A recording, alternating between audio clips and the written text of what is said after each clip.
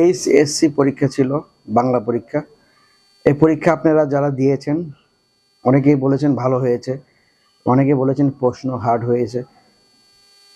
সকলের জন্য শুভকামনা রইল, আপনারা সবাই ভালো করবেন পরবর্তী পরীক্ষাগুলা। কিন্তু একটা নিউজ দেখলাম, নিউজটা দেখে আমার খুব খারাপ লাগলো। উত্তরা কলেজের দুটা ছেলেকে পরীক্ষা দিতে দেয়নি, কারণ তাদের টাকা দেওয়ার পরেও তাদের কিন্তু পরীক্ষা দিতে দেয়নি, কারণ তাদের যে কলেজে যে স্যাররা ছিল অবহেলা করেছে, এবং ওই স্যারকে অলরেডি কিন্তু পানিশমেন্টও করা হয়েছে, তাকে সাসপেন্ড করা হয়েছে। কিন্তু সাসপেন্ড করাটা কি বড় হলো? ওই যে দুটা ছেলে পরীক্ষা দিতে পারলো না, তাদের জীবন থেকে যে একটা বছর চলে গেল, ঝরে গেল, ওই সময়টা কি কোনো স্যার দিতে পারবে? যে লোকটা ওদের যে ফর্ম ফিল আপে অবহেলা করছে, অ্যাডমিট কার্ড আনার ব্যাপারে অবহেলা করছে, তারা তো কোনো ত্রুটি করেনি, টোটাল টাকাটা তারা দিয়েছে। দেওয়ার পরেও কেন এমন হলো? আর একটা জিনিস দেখলাম, এটা খুব খারাপ লাগলো আমার কাছে। একটা মেয়ে 1.5 ঘন্টা পরে পরীক্ষা দিতে আসলো, এবং তার বাবা নাই, মা স্ট্রোক করেছে, এবং মা স্ট্রোক করছে, স্ট্রোক করে তাকে হসপিটালে রেখে সে পরীক্ষা দিতে আসছে 1.5 ঘন্টা পরে। মেয়েটা যখন আসলো কেন্দ্রে, সে পরীক্ষা দিতে আসছে, তাকে পরীক্ষা দেওয়ার সুযোগটা দেওয়া উচিত ছিল আমি মনে করি ব্যক্তিগতভাবে। কারণ সে যা লিখতে পারতো লিখতো, ওই 1.5 ঘন্টার মধ্যে তো যে যা লিখতো সে পাস করতে পারতো।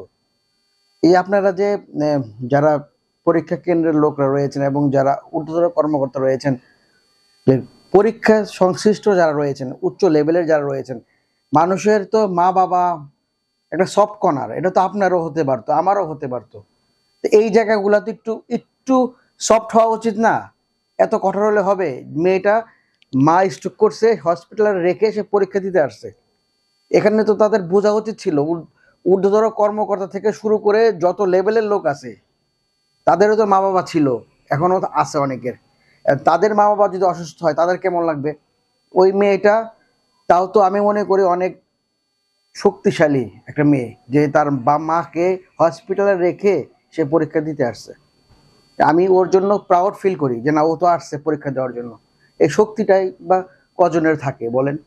এবং আমাদের যে ঊর্ধ্বতন কর্মকর্তারা রয়েছেন, এই যে আপনারা যে কাজটা করলেন, যে মেয়েটাকে পরীক্ষা দিতে দিলেন না, 1.5 ঘন্টা পরে ও যতটুকু পারতো সেইটুকুই পরীক্ষা দিত। পরীক্ষা দেওয়ার সুযোগটা যদি দিতেন, ও তো পিছিয়ে যেত না। একটা বছর তো পিছিয়ে গেল, অল জীবন থেকে একটা বছর পিছিয়ে গেল। এই যে মেয়েটার জীবন থেকে 1 বছর পিছিয়ে গেল, এবং দেখেন সাথে ওর মার একটা স্ট্রোক। ওর মাও তো এই যে আমার মনে হচ্ছে যে ওর মা ওর টেনশনেই এরকম হচ্ছে, এরকম স্ট্রোক করেছে, কারণ ওর বাবা নাই। ওই মেয়ের দেখাশোনার ব্যাপারে আমার মনে হয় ওই মাই তাকে দেখাশোনা করতো, এবং ওই মেয়ের টেনশনেই দেখেন মেয়ের মা স্ট্রোক করেছে।